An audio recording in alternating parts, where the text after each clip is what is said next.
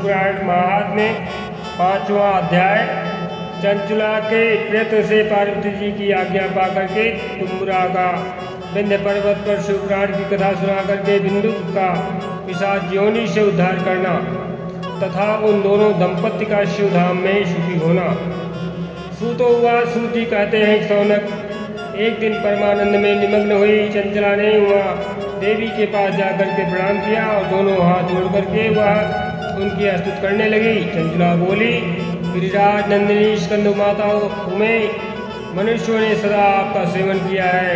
समस्त सुखों को देने वाली शंभु प्रिय आप जो है ब्रह्म स्वरूपिणी है। विष्णु और ब्रह्मा देवताओं द्वारा सेव्य है।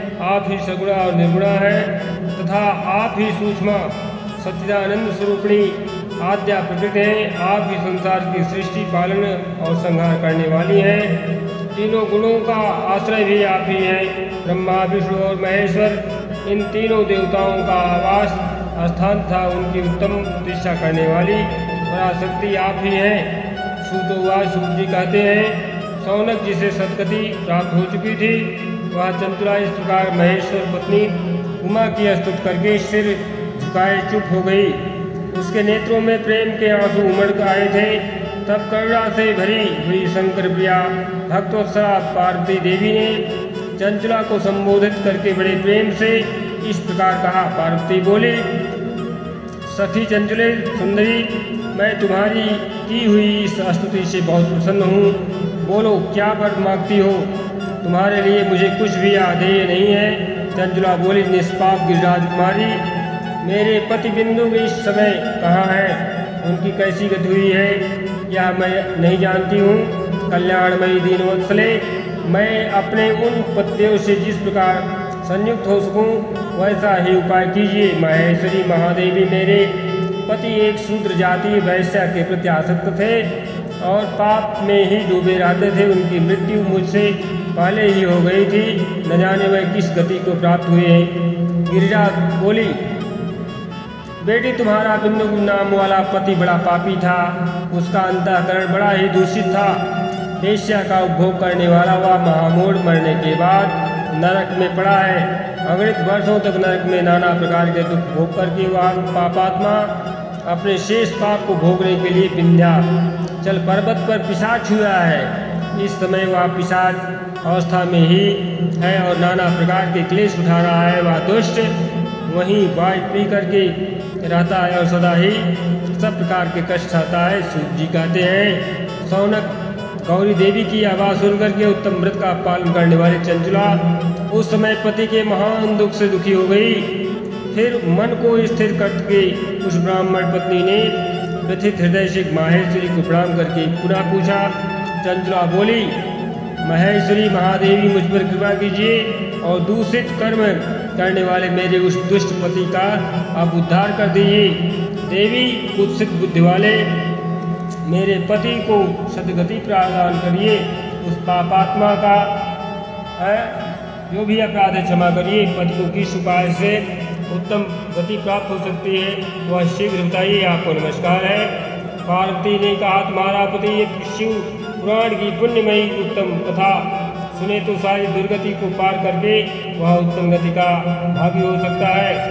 अमृत के समान मधुर अक्षरों से युक्त गौरी देवी का हरचंद आदर पूर्वक सुन करके चंचला ने हाथ जोड़ मस्तक झुका करके उन्हें बारंबार प्रणाम किया और अपने पति के समस्त पापों की शुद्धि तथा उत्तम गति की प्राप्ति के लिए पार्वती देवी से यह प्रार्थना की कि मेरे पति को शिवपुराण सुनाने की व्यवस्था होनी चाहिए।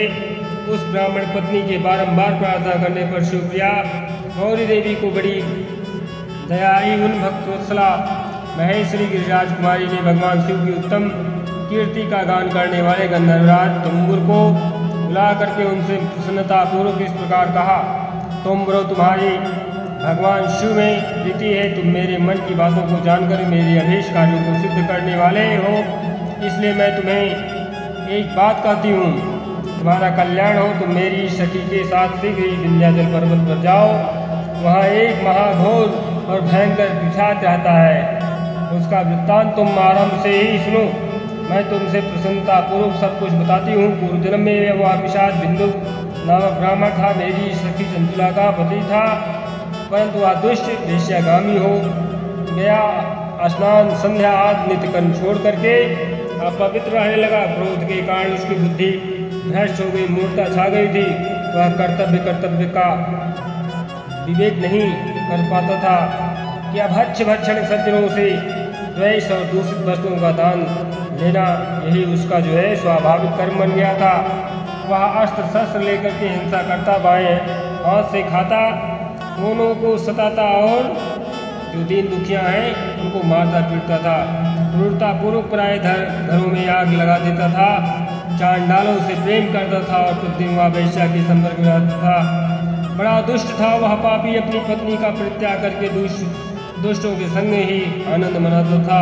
वह मृत्यु पर्यंत दुराचार में ही फंसा रहा और अंत काल आने पर उसकी मृत्यु हो गई।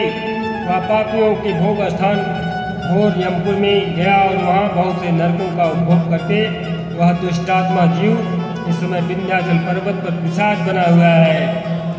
वहीं यह दुष्ट पिशाच अपने पापों का फल भोग रहा है। तुम उसके आगे यत्नपूर्वक शिव पुराण की इस दिव्य कथा का प्रवचन करो, जो परम पुण्यमयी तथा समस्त पापों का नाश करने वाली है। शिव पुराण की कथा का श्रवण सबसे उत्कृष्ट पुण्य कर्म है।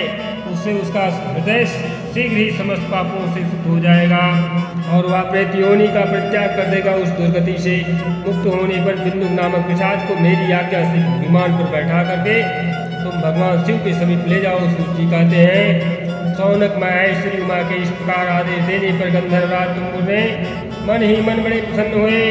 उन्होंने अपने भाग्य को सराहना की कि तत्पश्चात उसने पिशाच की सती साध्वी पत्नी चंचला के साथ विमान पर बैठ करके नारद के प्रिय मित्र तुंबुर वेग पूर्वक विंध्याचल पर्वत पर गए, जहाँ वह पिशाच रहता था। वहाँ उन्होंने उस पिशाच को देखा। उसका शरीर विशाल था, ढोढ़ी बहुत बड़ी हुई थी। वह कभी हंसता, कभी रोता और कभी उछलता था। उसकी आकृति बड़ी विकराल थी। भगवान शिव की उत्तम कीर्ति का गान करने वाले महाबली तुंबुर ने उस अत्यंत भयंकर पिशाच को पांसों द्वारा बांध लिया।